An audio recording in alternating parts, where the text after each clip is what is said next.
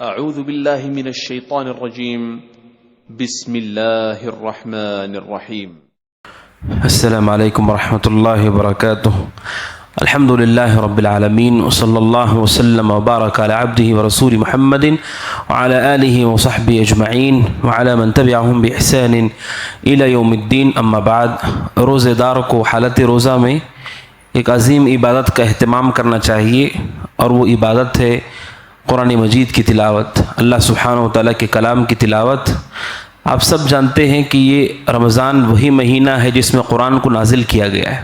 شہر رمضان الذی انزل فیہ القرآن، اس مہینے کا قرآن سے گہرا تعلق ہے کہ اسی مہینے میں اللہ نے قرآن مجید کو نازل کیا ہے، اور اسی مہینے کو اللہ سبحانہ وتعالیٰ نے ہمارے روزوں کا مہینہ بنا دیا کہ اس مہینے میں اللہ نے سب سے عظیم کلام اللہ کا نزول فرمایا، اسے نازل فرمایا۔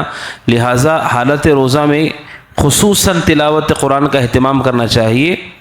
عام دنوں میں بھی تلاوت ہم کرتے ہیں، رمضان میں خصوصی اجتہاد اور محنت کرنا چاہیے کہ ہمارا اکثر وقت اسی میں صرف ہو۔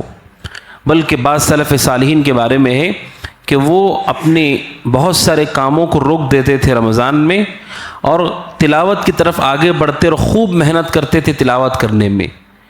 بعض سلف ایسے جیسے امام قتادہ رحمۃ اللہ علیہ ہر 3 دن میں ایک مرتبہ قرآن مجید مکمل کرتے، اور بعض سلف کے بارے میں کہ 7 دن میں ایک مرتبہ قرآن مجید مکمل کرتے، اس لیے کہ یہ رمضان تلاوت کا مہینہ ہے۔ یہ صرف روزے کا مہینہ نہیں، یہ تلاوت کلام اللہ قرآن مجید کا مہینہ ہے، اس میں اہتمام کرنا چاہیے۔ حضرت عبداللہ بن مسعود رضی اللہ تعالیٰ عنہ کہتے ہیں، سنن ترمذی کی حدیث ہے، نبی اکرم صلی اللہ علیہ وسلم نے فرمایا کہ قرآن مجید ایسی بابرکت کتاب ہے کہ اس قرآن کا ایک حرف پڑھنے والا شخص اللہ سبحانہ وتعالیٰ اسے ایک حرف پر 10 نیکیاں دیتا ہے۔ اور اللہ کے نبی نے آگے کہا الف لام میم، یہ ایک حرف نہیں ہے، الف ایک حرف ہے اس پر 10 نیکیاں، لام ایک حرف ہے اس پر 10 نیکیاں، میم ایک حرف ہے اس پر 10 نیکیاں۔ صرف الف لام میم کہنے پر 30 نیکیاں ہیں۔ ایسی بابرکت کتاب کہاں ہمیں ملے گی، اور اتنا آسان عمل پر اتنا بڑا اجر ہمیں کہاں ملے گا؟ اس وجہ سے بھی کہ رمضان عبادتوں کا مہینہ ہے۔ عبادت میں تلاوت سے اچھی عبادت کیا ہو سکتی ہے؟ کہ ایک ایک حرف پر 10 نیکی ہے۔ آپ کم وقت میں بہت ساری نیکیاں رمضان میں جمع کر سکتے ہیں تلاوت کے ذریعے سے۔ اس لیے سلف خصوصی طور پر رمضان میں بڑی محنت کرتے تھے تلاوت کرنے میں، لہٰذا اپنے اوقات کو تلاوت میں لگانا چاہیے، اہتمام کرنا چاہیے۔ کہ بعض سلف صالحین رمضان میں قرآن مجید کی خصوصی تلاوت کا اہتمام کرتے، اپنے عام دنوں کے مقابلے میں زیادہ وہ تلاوت کرتے تھے، اور کہتے کہ یہ تلاوت کا مہینہ ہے، کھانا کھلانے کا مہینہ ہے۔ اس کو وہ مہینے کے مقاصد میں سے مانا کرتے تھے کہ کثرت سے قرآن مجید کی تلاوت کی جائے۔ اور اللہ کے نبی صلی اللہ علیہ وسلم نے صحیح مسلم کی حدیث ہے، مسلمانوں کو قرآن مجید کی طرف توجہ دینے کا حکم دیا کہ اس کتاب اللہ کے ساتھ ہمارا رشتہ گہرا ہونا چاہیے، مضبوط ہونا چاہیے۔ کوئی ایک مسلمان بھی ایسا نہیں ہونا چاہیے جسے قرآن پڑھنے نہیں آتا ہے۔ ایک بھی مسلمان ایسا نہیں ہونا چاہیے جسے قرآن کی چند صورتیں یاد نہ ہوں۔ ایک بھی مسلمان ایسا نہیں ہونا چاہیے جسے قرآن مجید کی چند صورتوں کا ترجمہ اور معنی مطلب نہیں آتا ہو۔ کبھی ایسے مسلمان کو نہیں ہونا چاہیے۔ اگر کوئی ہے ایسے، عمر کے کسی بھی مرحلے میں ہوں، تو کوئی حیا کی بات نہیں ہے، کوئی شرم کی بات نہیں ہے کہ علم شرعی کی کوئی عمر نہیں ہے۔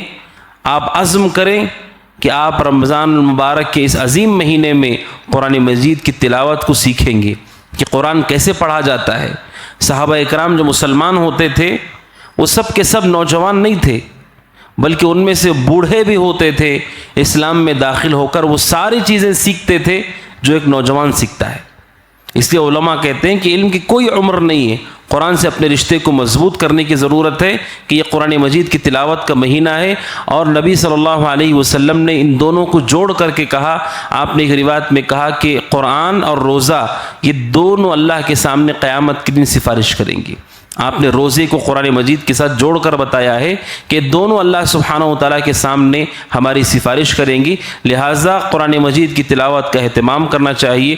اور رہی بات یہ کہ پڑھنا زیادہ بہتر ہے یا غور و فکر کرنا زیادہ بہتر ہے، اہل علم کہتے ہیں کہ رمضان میں عام طور پر علماء کا طریقہ یہ رہا کہ بہت زیادہ تلاوت کیا کرتے تھے، لہٰذا بہت زیادہ تلاوت کرنا چاہیے۔ تراویح کے بعد مساجد میں مختلف جگہوں پر رمضان میں دروس کا سلسلہ بھی چلتا ہے کہ جس میں قرآن مجید کی آیتوں کی وضاحت ہوتی ہے. وہ لوگ جو کثرت سے تلاوت کرتے ہیں ان کے لیے یہ بھی موقع ہوتا ہے کہ وہ قرآن مجید کی آیات اس کی مختصر تفسیر بھی جان سکتے ہیں. لہٰذا آپ اس سے بھی فائدہ اٹھا سکتے ہیں. اس کے ذریعے سے آپ تلاوت بھی کریں اور قرآن کی فہم کے لیے بھی وقت لگائیں. اور بعض علماء یہ بھی کہتے ہیں کہ اگر آدمی قرآن کی تلاوت سے تھک جاتا ہے، تھک کر کے وہ کسی مباح چیز میں مصروف ہو، کسی ایسی چیز میں مصروف ہو جس کا کوئی فائدہ نہیں ہے، اس سے بہتر ہے کہ قرآن پہ غور کرے. بسا اوقات آدمی پڑھتے پڑھتے تھک جاتا ہے، اب اس سے مزید پڑھنے نہیں ہو رہا ہے. اس وقت اپنے وقت کی حفاظت کرتے ہوئے قرآن مجید کی تفسیر سنیں. علماء کرام نے قرآن کی تفسیر کی ہے، کتابوں میں موجود ہے، ویڈیو اور آڈیو کی شکل میں موجود ہے، اس میں آپ وقت لگائیے. یہ آپ کے لیے زیادہ بہتر ہے کہ اپنے وقت کو ضائع کر دیں. لہٰذا رمضان میں تلاوت بھی کثرت سے کریں اور غور و فکر کرنے کی کوشش کریں جتنا اللہ سبحانہ و تعالیٰ نے ہمارے لیے آسانی پیدا کیے. قرآن مجید سے رشتہ کہ اللہ کے نبی فرماتے ہیں، بخاری کی حدیث ہے، عبداللہ بن عباس رضی اللہ تعالیٰ عنہما کے بارے میں وہ کہتے ہیں ہر رات اللہ کے نبی کے پاس جبریل آتے تھے اور اللہ کے نبی اور جبریل مل کر کے قرآن کا مدارسہ کرتے تھے. ہر سال ایسے ہی ہوتا. اور جس سال اللہ کے نبی صلی اللہ علیہ وسلم کا انتقال ہوا، 2 مرتبہ جبریل علیہ السلام نے پورا قرآن مکمل کیا ہے نبی کے ساتھ.